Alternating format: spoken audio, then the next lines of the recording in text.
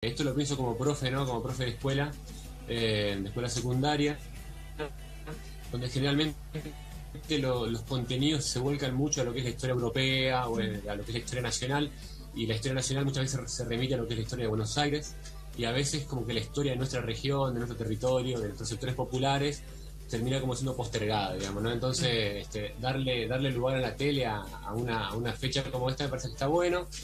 Es un feriado que muchas veces pasa de largo porque las escuelas están sin gurises, ¿no? Claro. Están los chicos de vacaciones, entonces como que no tiene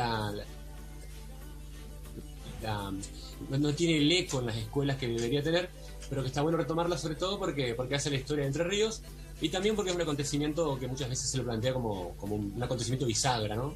Sobre todo en lo que es la historia de la construcción y consolidación del Estado argentino, digamos. Hay historiadores que van a plantear que es la guerra, la batalla de Caseros, que es el enfrentamiento bélico con mayor número de involucrados en la región hasta el momento, hasta la época, ¿no? Convengamos que, para explicar a quien esté escuchando que no conozca mucho el asunto, es un enfrentamiento que si lo reducimos tenemos que decir que es entre Ríos y Buenos Aires o entre Urquiza y Rosas, pero que es mucho más amplio que eso, porque detrás de todos los procesos políticos, sobre todo estos procesos bélicos tan violentos, siempre hay intereses económicos, ¿no? Y eso me parece que también hay que tenerlo en cuenta.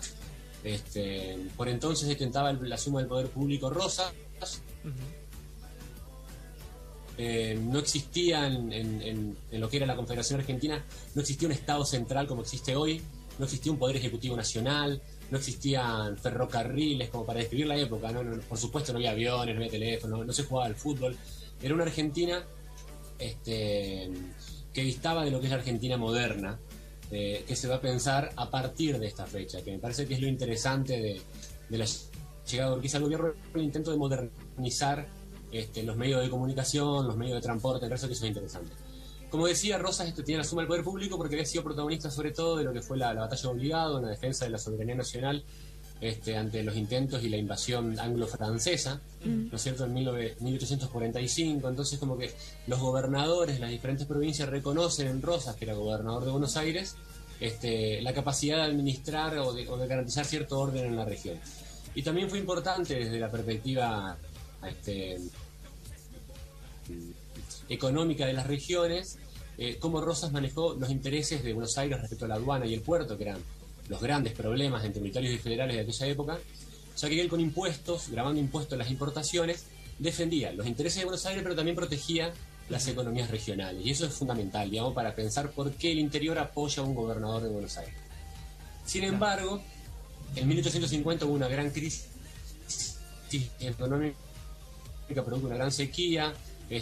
También hubo conflictos en Uruguay entre colorados y blancos, donde Rosas se involucra porque tenía relaciones personales con Oribe, que era uno de los involucrados, y esto también genera conflictos con lo que era Brasil y con lo que era Inglaterra y Francia y todos los intereses internacionales, de un contexto donde Argentina estaba debatiendo cómo se involucraba en el capitalismo internacional, un capitalismo de post-revolución industrial, ¿no? Claro. Convengamos que Europa ya había atravesado la revolución industrial, ya estaban discutiendo, las ideas liberales estaban en boga de todos, y esa es la discusión que se va a dar en la Argentina, ¿no? Cómo pensar un gobierno central, cómo pensar una constitución, ¿sí? Esa idea de pacto social de la que hablaban algunos intelectuales liberales, cómo pensarla acá en el territorio. Bueno, Rosas tenía una costumbre que era todos los años escribir una carta saludando al pueblo argentino por el fin de año y ofreciendo su renuncia. Generalmente esa renuncia era rechazada, no era aceptada, hasta que un día Urquiza, producto del contexto que yo anteriormente, acepta esa renuncia, lo que se le llama el pronunciamiento de Urquiza. Los intereses chocan y se da este enfrentamiento que tiene como epicentro Caseros en 3 de febrero de 1852, ¿cierto? Es interesante porque tras el triunfo del ejército grande comandado por Urquiza, Paraná va a pasar a ser capital de la Confederación Argentina, Urquiza va a pasar a ser su presidente, y se va a dar un hecho inédito en la historia argentina, que es que Buenos Aires no está en el centro de la cuestión, ¿no? Qué interesante esto, ¿no? Porque por ahí alguien quizás del otro lado que nos está viendo o escuchando puede pensar, ¿y qué tiene que ver esto con al día de hoy, ¿no? Tantos años han pasado, pero ahí como algunas cosas todavía se mantienen, y más ahora, ¿no? Por estos tiempos donde hay ciertas discusiones, no sé si son buenas, profesor, usted me dirá las comparaciones, pero muchas cosas que vimos hoy, discusiones mediáticas, políticas, creo que tienen similitud, ¿no? Salvando por ahí las distancias. Mira, yo pienso que si la historia tiene una utilidad práctica es que nos haga revisar algunas cuestiones para pensar la actualidad, ¿no? Si nosotros la separamos de la historia del tiempo presente, creo que ahí le quitamos su gran potencial y la hacemos solamente atractiva para quien sea fanático del estudio de la historia y nada más. Pero si nosotros nos ponemos a pensar, hoy por ejemplo es muy común ver políticos que son referentes de un partido y sin embargo de un día para el otro hacen alianza con el otro partido y como que se cruzan de vereda. Eso en la historia también pasaba. ¿Sí? Si hoy nos ponemos a pensar el centralismo que tiene Buenos Aires en la política argentina o en la economía nacional, en cuanto a la densidad de la población, si mis hijos tienen un problema de salud, que ojalá no pase, el Garrahan siempre va a hacer una referencia y está en Buenos Aires. Entonces la centralidad que tiene Buenos Aires también tiene una explicación histórica. Entonces es interesante pensarlo. A mí me parece fundamental la comparación entre la historia como proceso, como reconstrucción de un proceso que ya ha sucedido por este tiempo presente. Hay un vínculo ahí que no se puede disociar, ¿no? Y creo que es la forma también, ¿no?, de que por ahí tanto las personas adultas como los más pequeños sientan ese interés por la historia. Esto hablando, ¿no?, desde el lado del profesor, la comparación constante y el viaje del pasado al presente y del presente al pasado, me parece que hace que los intereses sean mucho más ricos, que los aprendizajes también sean mucho más ricos y que la formación de los jóvenes venga ya con otra mirada, con otra perspectiva, con otras ideas, con la posibilidad por ahí de cambiar lo que hasta ahora no se ha podido modificar, que es esto, ¿no? Buenos Aires como una ciudad muy importante, como la más reconocida, las demás provincias, los demás espacios que siempre quedan de alguna manera un poco al costado, un poco al margen, siempre la opinión viene después de la ciudad principal. Entonces me parece que también desde ese lado hay que empezar a encontrarle un poco la vuelta. Sí, sin duda.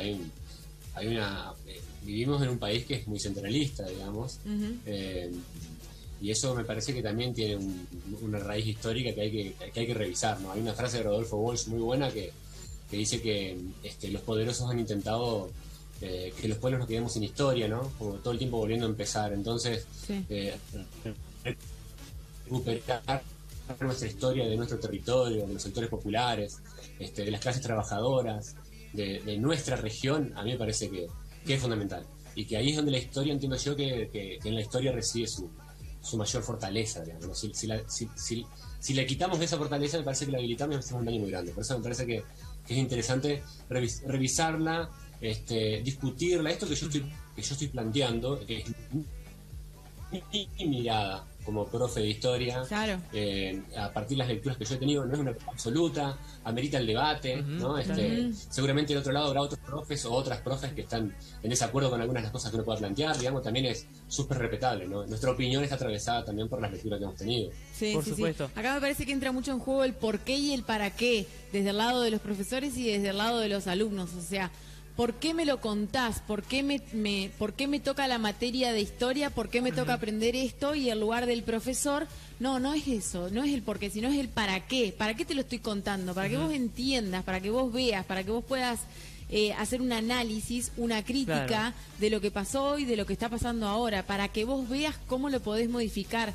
Me parece que entran en juego estas dos cosas, ¿no? El por qué y el para qué, que son la base de lo que se puede llegar a gestar para más adelante. Y sí, está en juego la identidad de nuestra comunidad. En nuestra historia, en la reescritura de la misma, en la revisión de la misma, yo creo que está en juego eso, la identidad de nuestra comunidad, y eso es fundamental. Sí. Si no, somos muy permeables a cualquier otra cosa que se nos quiera imponer, digamos, como muchas veces ha pasado. Por Sí, supuesto, sí, sí, porque sí. por ahí la historia contada, no sé, por números, fechas, a simple vista puede resultar quizás muy aburrida, pero si tenés un profesor que te la cuenta de otra forma, Sí. que te hace abrir la mente. A mí me pasó en la facultad con el profesor Juan Vilar, que seguramente lo conocerá el profesor. Bueno, es como que la verdad se hace entretenido y te da ganas de sentarte y ver cómo, como decía Valen recién, uno puede cambiar la realidad.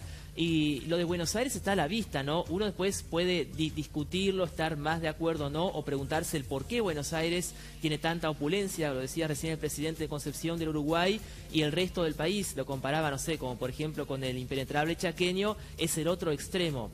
Pero está a la vista, o sea, creo que eso nadie lo puede discutir, la diferencia que hay entre Buenos Aires, todo el poder, y el resto del país. Sí, ahora que citabas al presidente, también recuerdo una cita del presidente, errónea cita, ¿no? Cuando se refería a que los argentinos descendemos de los barcos, ya que hablamos de historia. Porque la Argentina es un territorio vastísimo, enorme, y la realidad es que hay una cultura indígena, una cultura gaucha, que no desciende de ningún barco, ¿no? Que tiene raíz en el territorio mismo, y eso también está bueno tenerlo en cuenta. Y en cuanto a lo que nombraba al profesor Vilar, sin lugar a duda una referencia ineludible a los profes acá de historia, formadores, digamos. Yo no me tocó tenerlo como profe mío, pero mis compañeros que eran un poco más grandes que yo lo tuvieron, y un capo total, don Vilar. Hubiera estado bueno también que forme parte, ¿no?, de esta charla. Por supuesto. Bueno, porque ha escrito un montón de libros al respecto, ¿no?, de la historia regional entrerriana. Totalmente. Hace poquito queríamos hacer un móvil con él y bueno, él está bastante ocupado, estaba con otras cuestiones, pero seguramente pronto lo invitaremos a sacar estudio, iremos a la casa, que él siempre por ahí tiene las puertas abiertas para recibir a exalumnos, estudiantes y también al periodismo, por supuesto. ¿Cómo se recuerdan por ahí las fechas patrias en estos momentos en las escuelas? Porque bueno, con Valen ya hace un par de años que pasamos, sobre todo en mi caso en la escuela primaria, donde uno recuerda los actos. En la secundaria ya fue distinto la cuestión. En mi caso iba a una escuela en el medio del campo, no sé cómo será aquí en Paraná, por ejemplo. Pero recuerdo más que nada en la escuela primaria, donde sí se hacía mucho hincapié. Ya en la secundaria menos. ¿En la actualidad se mantiene esto todavía de hacer actos, de recordar los días patrios, o ya no tanto? Mirá, yo creo que sí se hacen, por supuesto que se hacen por calendario, porque es una obligación del Consejo de Educación hacia las instituciones, digamos, y eso se respeta. Yo creo que de todos modos hay que buscarle una vuelta, hay que darle una vuelta de tuerca para que los actos sean interesantes, claro, para la gurizada. Me parece que esa sería la pregunta, ¿no? Más que preguntarle a un profe o a alguien que forma parte de un equipo directivo de una escuela, hablar con los estudiantes a ver qué piensan ellos de los actos. Qué sé yo, el año pasado, recuerdo, porque es una charla que tuve anoche con unos amigos, el año pasado cuando fue el acto del 17 de agosto sobre la muerte de San Martín, nosotros intentamos vincular el nombre de San Martín al barrio San Martín. Yo trabajo en la Floresta, muchos estudiantes son del barrio San Martín, y nos pareció que estuvo bueno, digamos, porque le daba el otro significado, ¿no? ¿Por qué tu barrio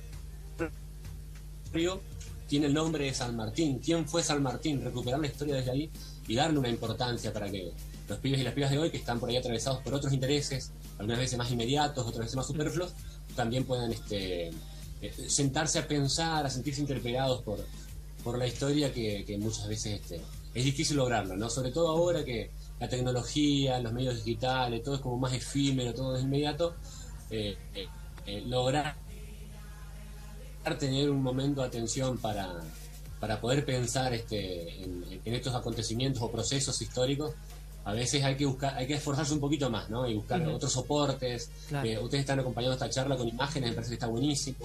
Esas cuestiones me parece que tienen que enriquecer y no quedarnos en el manual de texto de Capeluz, que son cosas que ya a mí me parecen, respetuosamente, me parecen obsoletas, digamos, para los intereses de los pibitos que están con videitos de reel que duran 30 segundos, digamos. Sí, por supuesto. Que es un poco esa vuelta de rosca, creo que se la han encontrado y están en ese proceso todavía en los museos, por ejemplo, que siempre era como un lugar, no sé, cerrado, aburrido. En las bibliotecas también creo que se está en ese proceso, y quizás en la escuela también pasemos por eso.